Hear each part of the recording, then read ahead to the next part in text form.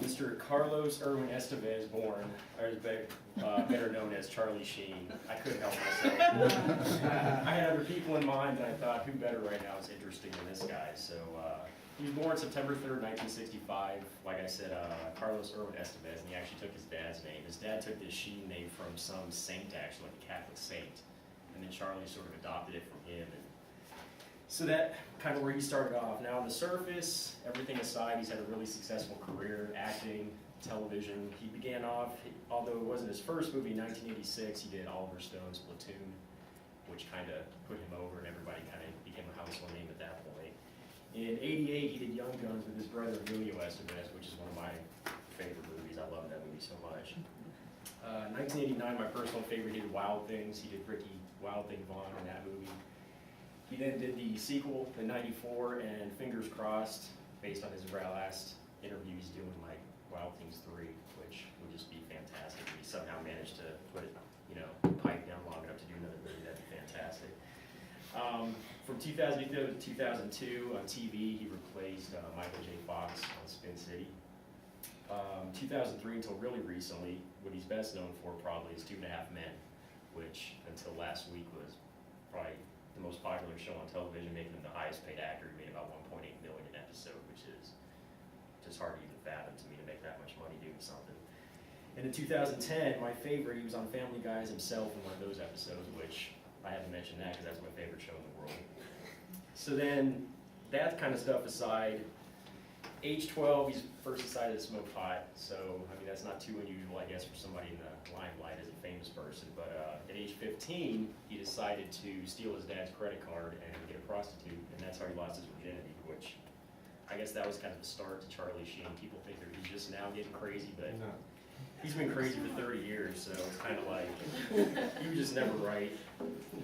And so basically, following that, he just went through a lifetime of women, drugs, spiraling out of control, kind of just a little timeline of that. In 1998, he overinjected with cocaine, was hospitalized the first time for that, sent to rehab. Then, let's see what else happened here. See, he just kind of went down the line with the drugs and the women. So February, let me see, time frames here. All right, so in the 90s, he went through several porn star actresses, kind of just tore through the 90s, in and out of rehab. In 95, he married Donna Peel. And the same year, he was indicted in the Heidi Fleiss scandal as one of her main clients. That kind of came out. 2002, he married Denise Richards, had twins. That was in the public eye forever, and through violent threats, just a terrible marriage, basically. Now they're split up, and she's kind of off on her own. Most recently, in 2008, married Brooke Mueller, who was a real estate agent. Turns out she had drug problems, too. People kind of wondered what she saw in him, but we kind of figured out later on that they were just getting messed up with each other all the time, so that's how that happened. So over the years, he did that. Now, most recently, obviously this week, all the interviews, 2011 has just been his time to shine, I guess you could say. January 27th, it kind of all started. He was, according to a same-day article in People magazine, on January 27th, he was taken to the Cedars-Sinai Medical Center by paramedics after suffering from abdominal pains, but later on we find out, obviously, he was overdosed once again in his life. From there, it kind of went downhill, as we all see this week. On January 28th, he began rehab inside of his home, and the show that he was on, 2.5 Men, was on a temporary hiatus, which we didn't really know where that was going. Then on February 24th, on a radio broadcast, he basically made some anti-Semitic remarks about his producer and boss. Completely just forgot his name, Chuck Lorre, and then later tried to backpedal, saying, I really don't think personally he meant anything by it. I think he just spouts out everything that he hears, and it was just a stupid remark. But that led to the canceling of the show for the rest of the season. Luckily for the crew, they still decided to pay everybody for the rest of the year, so they got their $4. So hopefully that show comes back, as I'm a personal fan. I think it's a pretty interesting show based on himself, actually. So basically, currently, I'm sure as everybody knows, he's living with 2 porn stars, his goddesses. One girl's from Brie Olson, who does movies. Another is a Marijuana Magazine model named Natalie Kenley, who neither one of them personally are goddesses to me. I was kind of wondering what he was thinking the entire time looking at those two.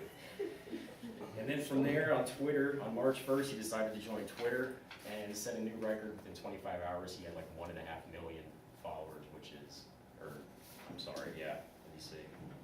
Yeah, 1 million followers between 25 hours, which was a Guinness World Record. So basically, his recent exploits to wrap this up has just further intrigued people about Sheen. He's kind of lived an entire lifestyle in the limelight from childhood, you know, his dad being Martin Sheen, to growing up now.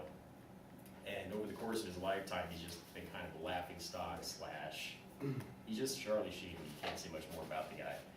And I look forward to seeing in the future what he does, because I hope he keeps his career going, because regardless of his personal life, the dude does great work. He's a good actor, so just kind of waiting to see what happens from here.